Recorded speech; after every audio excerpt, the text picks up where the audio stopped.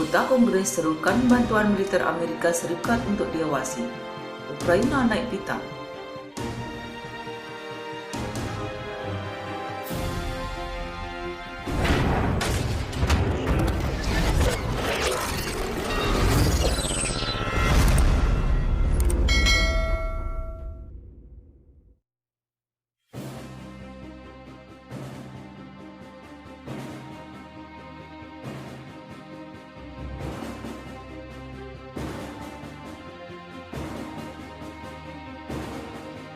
Anggota Kongres serukan bantuan militer Amerika Serikat untuk diawasi. Ukraina naik pitam. Ukraina merespon dengan kemarahan seruan yang disuarakan anggota Kongres Amerika Serikat, Victoria Spartz, untuk membangun pengawasan yang tepat atas pengiriman senjata dan bantuan ke Ukraina. Menurut juru bicara Kementerian Luar Negeri Oleg Nikolenko, gagasan tersebut merupakan upaya untuk melemahkan mekanisme pengiriman bantuan ke Ukraina di tengah konflik yang sedang berlangsung dengan Rusia. Dalam sebuah postingan di Facebook, Nikolenko mencatat sikap Spartz sangat sinis mengingat anggota Kongres itu berasal dari Ukraina.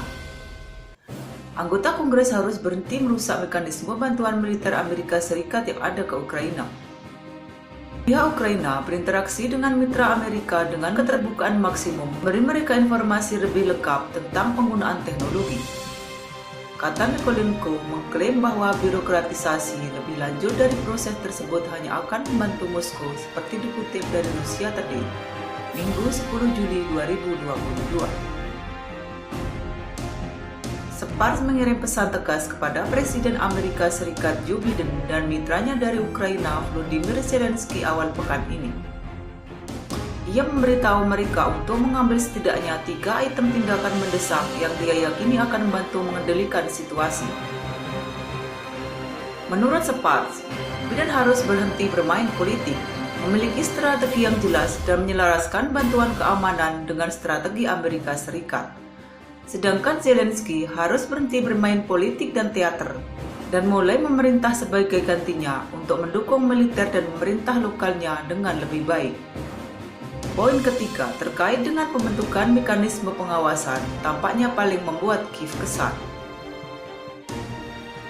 Kongres harus menetapkan pengawasan yang tepat terhadap infrastruktur penting dan pengiriman senjata dan bantuan, kata Spartz.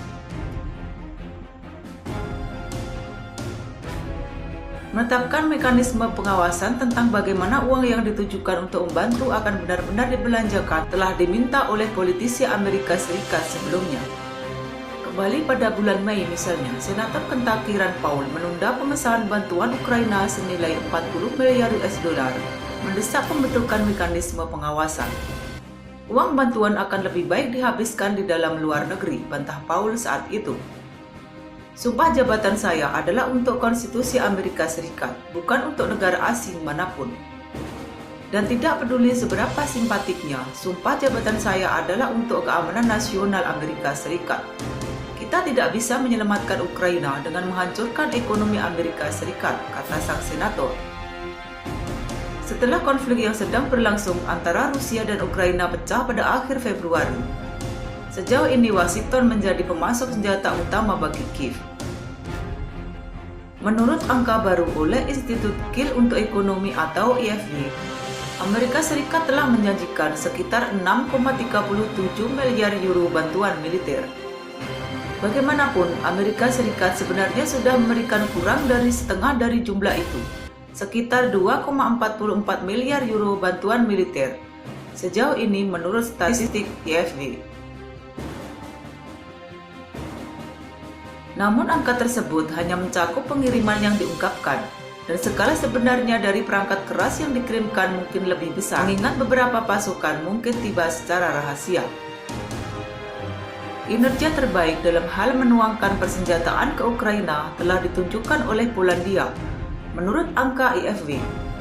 Negara ini telah menyerahkan sepenuhnya semua persenjataan senilai 1,8 miliar euro yang telah dijanjikannya. Moskow telah berulang kali mendesak Barat untuk tidak memasok lebih banyak senjata ke Kiev, memperingatkan bahwa hal ini hanya akan memperpanjang konflik dan menyebabkan konsekuensi negatif jangka panjang. Pekan lalu, Diplomat top Rusia Sergei Lavrov mengatakan bahwa terus memompa Ukraina dengan senjata hanya akan mendorong Rusia untuk melakukan lebih banyak misi di lapangan.